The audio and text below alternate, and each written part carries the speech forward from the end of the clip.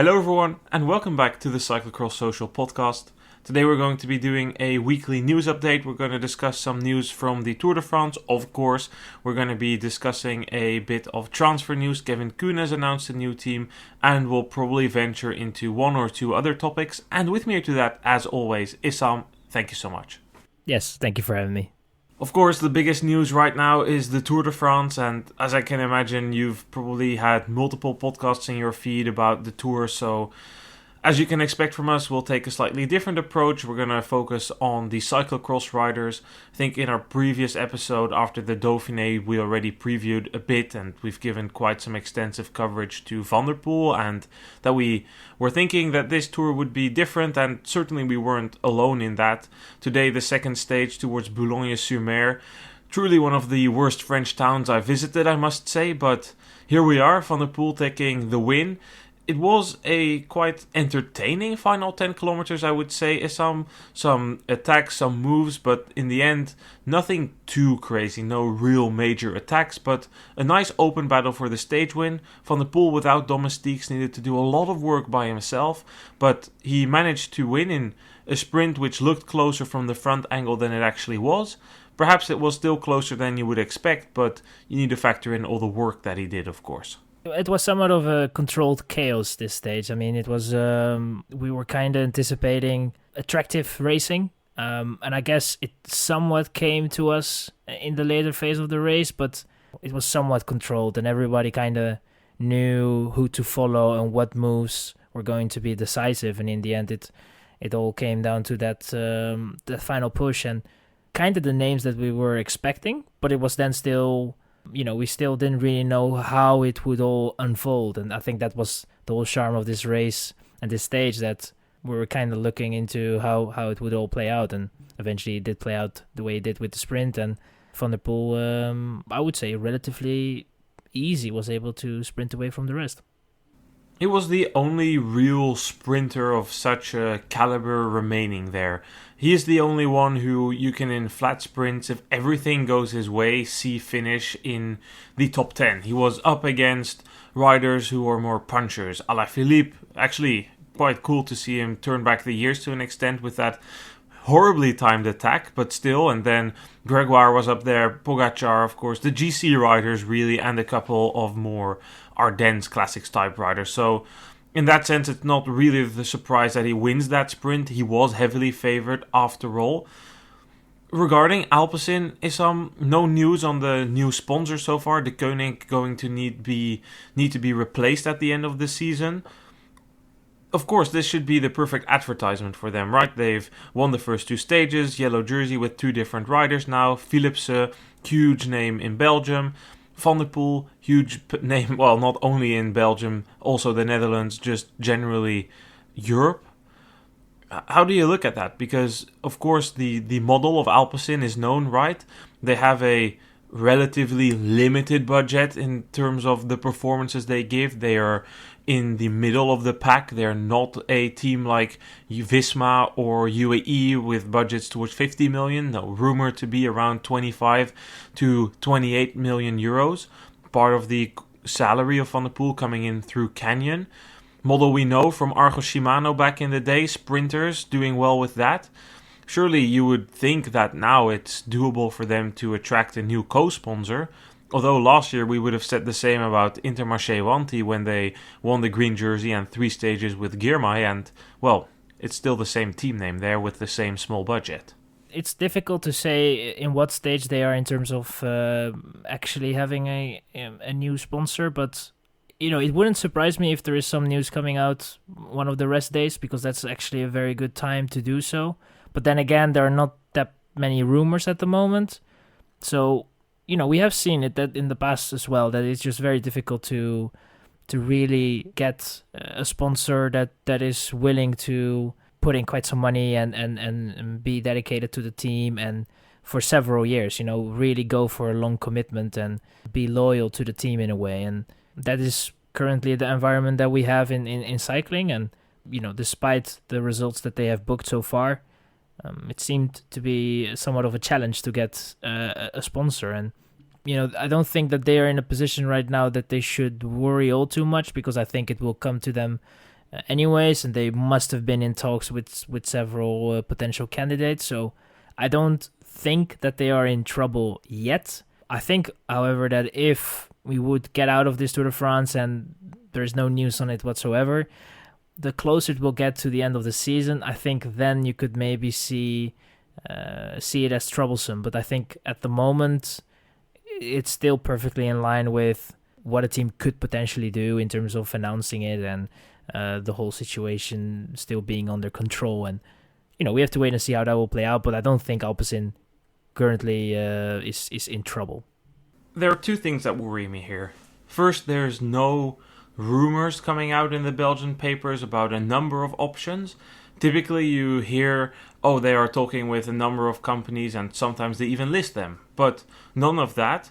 And that ties into the second point, because yes, they've signed a number of important contract extensions. Verstringen extended, Del Grosso extended, Romein is going to be promoted, but there's also a very big part of that Classics core team that's going to be leaving. Vermeers is leaving, Hermans is leaving, Edward Plankaart is leaving, Timo Kielig is leaving.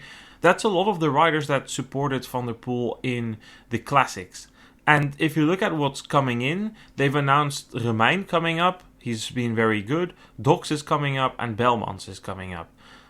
It's not really that convincing. You could already see it today. Van der Poel was on his own in that group. They don't really have a rider of that caliber. You would normally maybe expect Hermans, but he isn't here in the Tour. He hasn't been performing that well for Alpecin. Really, that transfer didn't turn out the way that they hoped. And I think that's the main worry here, because they don't have the guarantee in terms of finances for next year. They're lacking the security on the transfer market to make options or make offers towards riders and keep their options open. And that could hurt them next year in the Classics, when it's not looking that he will have that strong of a support around him, and that might be something that he needs. Indeed, those signs are somewhat indicating that they don't really have something conclusive on the budget that they will have next year. And I think there's also some positives in that, because they are not, as you see with several teams, even outside of cycling, that when a team is having great success, the ambition might lead to decisions that eventually will lead to a disastrous ending of a squad. And I think that in a way, they have been quite reasonable in their explanation and also in their decisions. So I think in that regard, it's a positive. But yes, I mean, today as well, it was quite visible that in these type of terrains, Alpecin is able to somewhat bring Van der Poel to the final, but he has almost no assistance in the final itself. But he is a rider that is capable of managing himself quite well if he has a good day. It's not a big problem. But you definitely want to, in the future, if you are able to get some riders that are able to assist them in the finals, they're not going to just let that opportunity go. They want to take that opportunity for sure. And, it will be interesting to see if when they actually have a new sponsor and they have a more conclusive thought of how the budget will be shaping up next year, they will actually go for new riders and sign new riders and try to be more active on the transfer market outside of their rider pool. And I think that will be interesting to see how they will move after they actually found a new sponsor. Moving on then to Wout van Aert. He was also one of the favorites for today's stage, but he wasn't able to compete. He finished 80th. He did a brief pull with 30 kilometers to go. The team had given him the freedom for the stage win, but he already informed them that he wasn't feeling that good. He needed to skip a couple of days of training as well, and the Belgian press is already writing about a repeat of the Giro scenario. Issam, in the Giro, he didn't do that good in the first days, but then managed to grow into the race, eventually winning that Strade Bianche stage there. Do you think we're looking at a repeat? We've seen it in the Tour before as well in 2021. Wasn't that good early on, but then went on to win 3 stages, including over the Ventoux. It's very well possible. We should not forget that he is coming from a Giro, and I think that it would be a bit optimistic to assume that everything will be better in the next coming weeks. We have seen it in the past as well when someone is doing a Giro Tour double that the rider is then somewhat struggling in the first week because it's just chaotic and quite fast. And then when the race somewhat settles down and there are more opportunities for the early breakaway and all that, then it's obviously for such riders that have not really a GC ambition, they then get the opportunity. The issue with Van Aert is, he has to assist Vingegaard the best way he can and the best way the team thinks he's able to do. The question is going to be, is he going to be able to get an opportunity in the next coming weeks and in the stages that will follow? I think that is probably for Van Aert maybe even more important than his form itself, because if his form is going to get better, he's just going to be able to assist his team a little more. It seems to be the way that he had the chance to go for his own success this stage. So if that is something that will repeat over the next couple of stages, then that would be fantastic from his side. But if that is not really the case and he has to assist Vingegaard, you can have good legs, but then the opportunities will not come your way. So we have to wait and see how that will play out, to be honest. A lot will also depend on how Vingegaard does, because he is not here as a leader of the team. Sure, he is of a caliber that he gets a number of stages to go for himself, but at the end of the day, he had the Giro as his own playground. It was quite simple. Giro, you have more freedom. Tour, you do more work. That was supposed to be the plan last year. It ended up being the plan this year. And if Vingegaard were to already concede significant time in the Pyrenees, then I think there are still a number of stages in the third week, starting actually with the final stage of the second week to Carcassonne, in which he has a real opportunity of winning the stage. He is a really, really big engine. He's a tank engine. He can go in those breakaways. He can compete on the medium mountain terrain.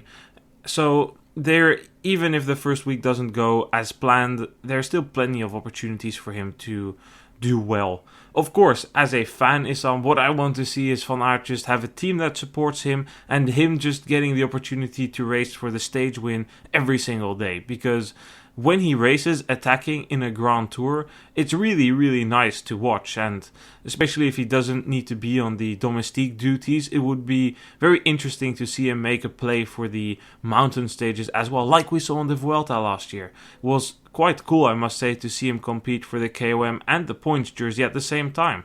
So, of course, while I want to see that, just like I want to see Van der Poel race for himself every day, I also understand the reality. Both have other leaders in their teams. It's the Tour. They need to keep everyone happy. I get all of that. And I also get that we likely won't get to see Van Aert race in such a structure, considering his lifetime deal with Visma. But here we are. We can hope that he gets a number of opportunities and potentially gets a stage win, although I will say, regardless, it will be very hard for him to beat Van der Poel. Then, Issam, moving on. Another rider I would like your opinion on. Emil Verstringen. What do you think of his selection for the Tour? I was surprised. I mean, were you? I was somewhat surprised. I did not expect it. I think it's, in terms of being something that will, help him in his development as a rider, I think it definitely will. It's an experience that will always be positive for a rider. The main concern I have somewhat is, how will he be able to continue after the Tour de France if he's able to finish the Tour de France in its entirety, and how that will influence his start in the cyclocross season. Will he then start later? Will the fatigue play a role?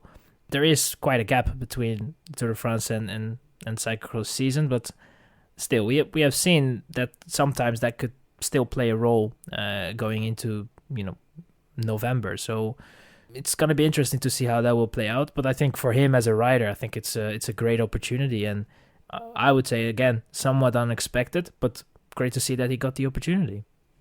I must say that while I didn't really see him being named early on, I could kind of sense everything coming together in that final week, because I believe he was called up as reserve, taking over the place of Riesebeek, who crashed in the Baloise Belgium Tour and then also got that suspension. He would have been allowed to race. That suspension had ended after the national championships, but I think he was called up to replace him.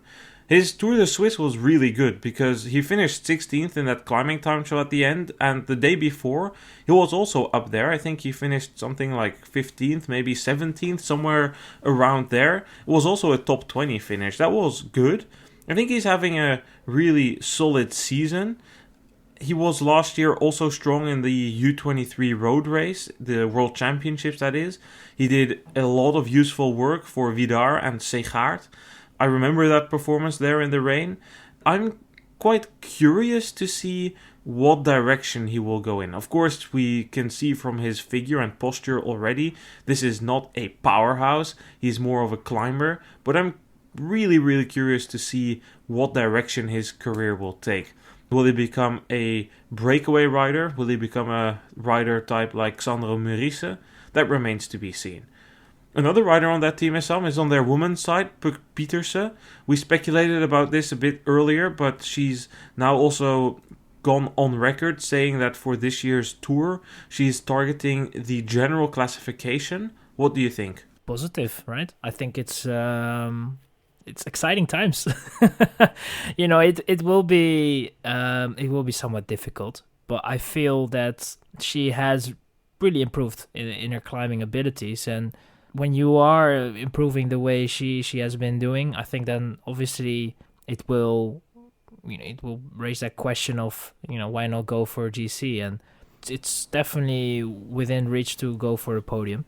And you never know how these races go, because there's a lot of things that can happen, and before you know it, you're in a position to win it. So I think that she definitely has the capabilities to be up there with the very best.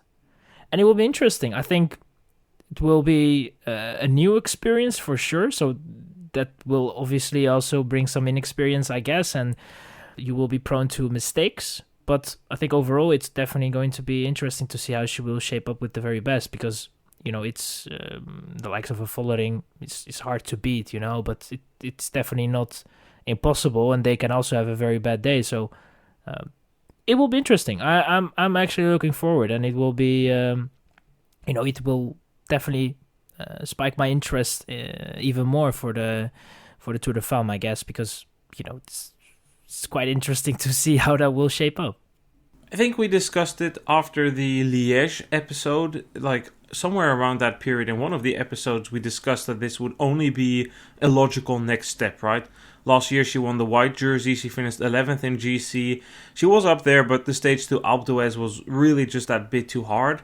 But when we saw her win Flèche Wallonne, second place in Liège-Bastogne-Liège, really performing in those more climbing classics rather than the cobbled classics, the longer effort seemed to suit her a bit better. That's when we started discussing and said it only makes sense that she's going to try that.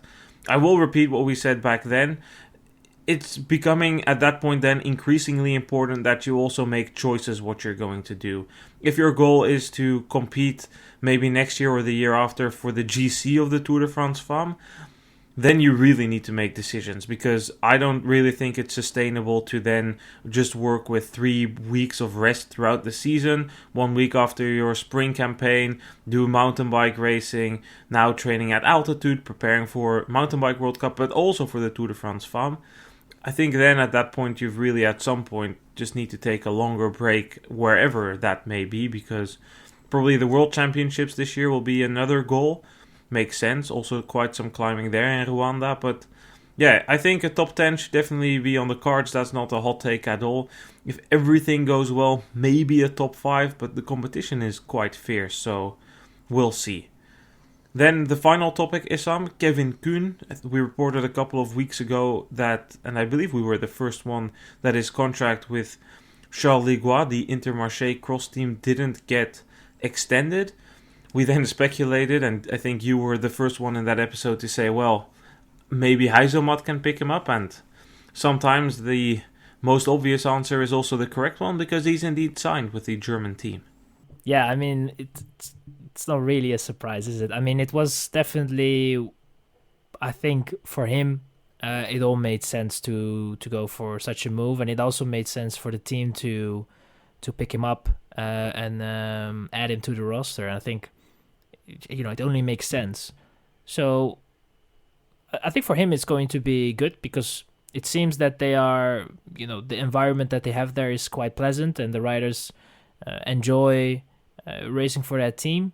And I think for him it's also, it's good that he found a place. It's definitely not nice for a rider to have all these uncertainties about the future, and now he has those certainties, I guess, so now he can basically try and move on from that and focus really on the season. And I think that is, for a rider, must be a great feeling in a way. And I think for him it's going to be not much will change in terms of his performance and all that, because he's a well-established rider and his form is he's there or thereabouts, so we kind of know what we can expect from him again.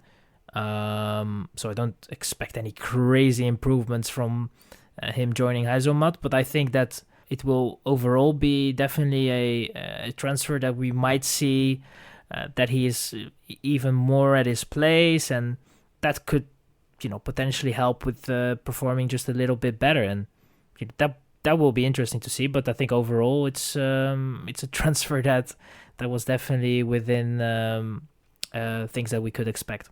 Heizomat definitely seems to be moving towards the right direction.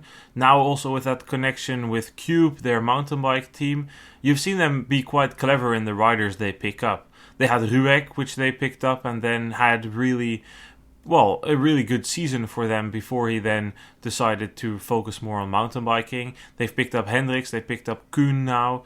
They have, on the women's side, the deal with McLean Howell through the mountain bike program. She did relatively well last winter. So I think that team is really starting to position itself as the position we would probably, in a few years ago, we would have said the Lagrange cyclocross team, the French team, which had French and Swiss riders.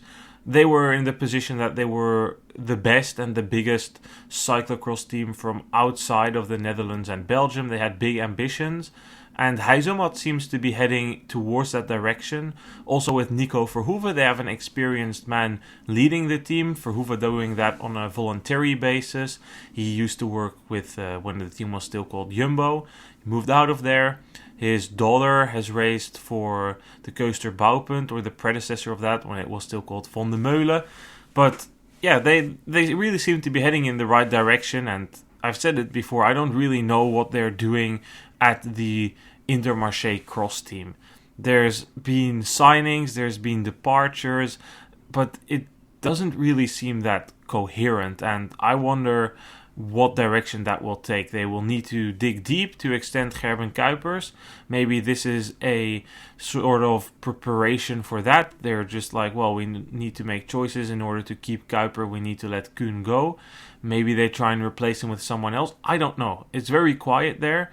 There's been lots of talks about maybe revamping that program, but the money is always an issue there. The road team doesn't have much money. The cross team doesn't have much money.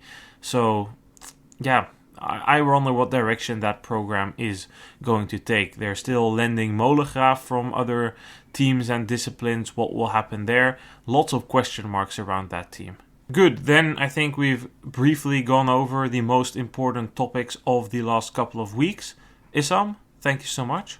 Yeah, no worries. Thank you for having me. Thanks for listening, everyone. We'll probably be back with a number of episodes over the tour, handful of updates, not too many. We know you have your road cycling podcasts for that, and it always collides with our vacations as well, and there's a summer camp for cyclocross to attend fairly soon. A number of things coming up, all exciting, but you can expect to hear from us a number of times still before the cyclocross season starts. Thanks for listening, everyone. Issam, again, thank you for being here. Goodbye.